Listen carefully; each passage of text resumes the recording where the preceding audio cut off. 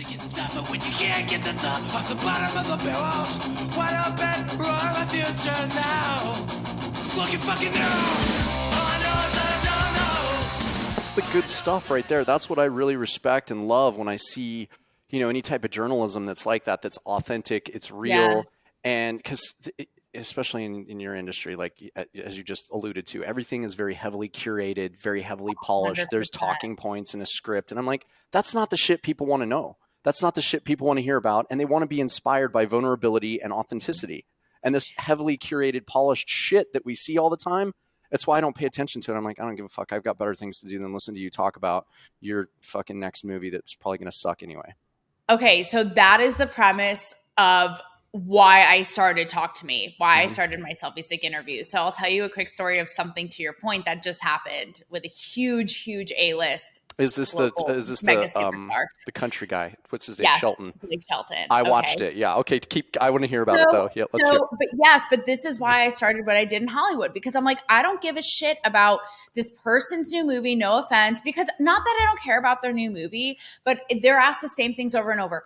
What was it like? How does this moment feel? What do you think they're gonna say?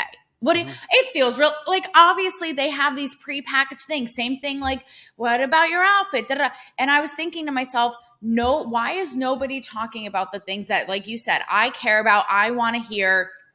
You would think by now they would be onto this. Right. But they're not. And they're still, again, even more so than ever, I think, because of this uptight censorship cancel culture, they're more on their bullshit than ever, right? So you would think because now they're more disarmed, they're on their Instagram lives and we're seeing them in their kitchen.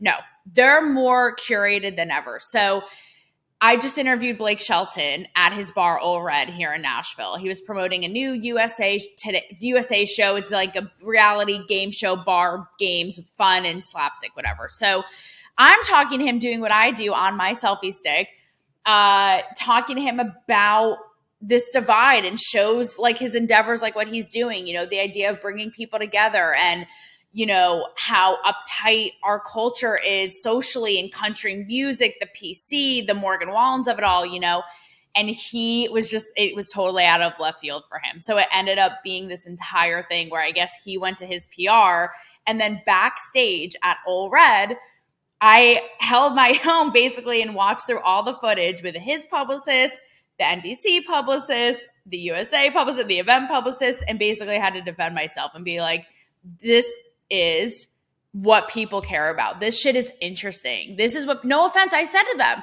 with all due respect, nobody wants to hear a prepackaged line about his new game show.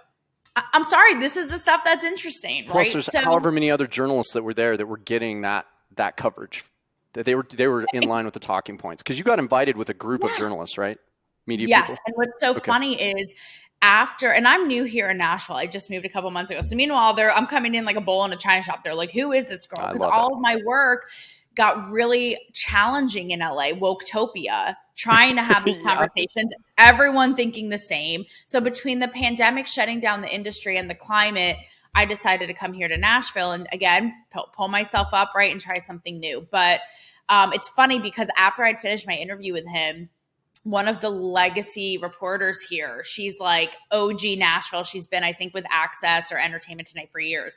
She turns to me, she's like, wow, like, I can't wait to watch that. Like, you just got such great stuff out of him. And then sure enough, like 5 minutes later, he and the publicity were like, nope, no ma'am, we're not going to do this game today. And I just want to say something, and maybe this is a little out of school because I don't understand the exact dynamics of the whole like publicist, agent, editor relationship type shit. But what a bitch move. Like, as a grown-ass man, to run to his publicist or whoever it was and be like, she asked me questions I didn't feel comfortable. Like, what a bitch. Like, as a grown-ass man, like, be like, hey, can I talk to you for a second, like, offline over here? And then, like, address it with you directly as a grown-ass man should, instead of running to his publicist and tattling. Like, just, I mean, that's the kind of shit right there that just makes my blood boil with, like, humans. I'm like, just, really? Like, we're all adults here. Like, you can't just have a direct conversation and be authentic and say what you need to say. Like, it's ridiculous. But Brian, I didn't think there was anything wrong with the questions when I watched that video, because I watched that one and then I was like scrolling along and you would, what's that? I was saying that's the funny part. Like, Yeah. it was vanilla at best. Like, nothing was that crazy. I didn't right? think it was like, nothing was that offensive or No. crazy. But to your point, I've been dealing with this, and I've been frustrated about this for years. I can't tell you how many times on the red carpet I dealt with people telling on me to their publicists, and it used to really frustrate me because of what you're saying. It's like, you know, why, what kind of baby bitch are you that you can't just hold your own and either Correct. A, address it, B, you're in the public eye, right? It's not like you're some wallflower. Like, you know how to talk and converse with people. So either A, roll with it and be real to your point, or B, be like, you know what, this isn't really my gig right now, but here's the thing. I used to get frustrated, like I said, and I used to go toe to toe and head to head with these publicists, right? Because maybe I was just a little more immature. Maybe I was just annoyed. I wasn't as seasoned. But now it's like I can see the other side of the coin. It's like I get it. They hire these publicists so they don't look bad, right? Like, they can't look like the bad guy. So they pay these people thousands of dollars every month to do their dirty work for them. So it's like, I can understand it. Same thing with the Blake Shelton thing. Like, I can, and I said this in my episode about it, airing it all out and telling the story. It's like, I can understand everyone's doing their jobs here.